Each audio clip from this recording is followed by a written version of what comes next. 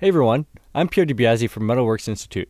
Here's a quick tutorial on using the new timeline feature in Sibelius.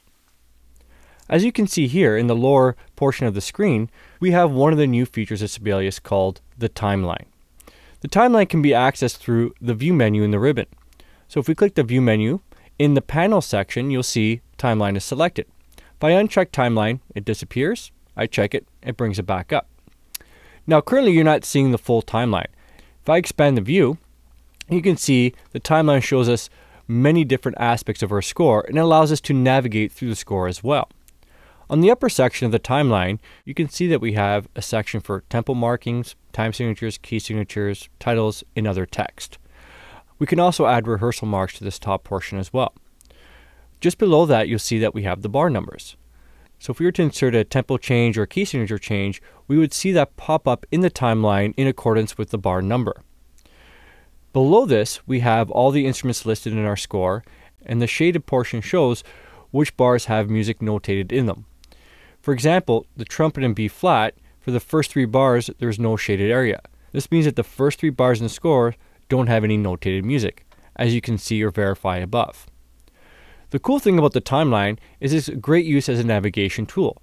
For example, if I want to quickly get to bar 17, I simply click bar 17 and it highlights the whole score. If I want to see a specific instrument, for example, the viola on bar 9, I simply click on the viola line in bar 9 and it highlights that bar for me. The same works for any changes within the top section. For example, we see there's a piano solo text here. If I click that, it'll bring me to the piano solo area and highlight the text for me.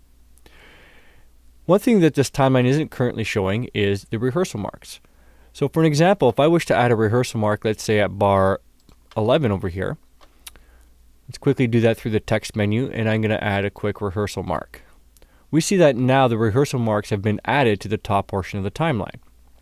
If I click that rehearsal mark, it'll navigate me directly to that bar. So it's a great tool for navigating around your score, and it's also a great reminder of the general information about your score, such as what's my tempo or what's my time signature. Another cool feature about the timeline, like many Sibelius windows, it doesn't have to be locked to the lower area of your screen.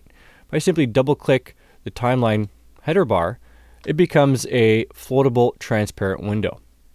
And I can place it anywhere on the screen that I like. If I double click it, it'll lock back to the top or the bottom of the screen.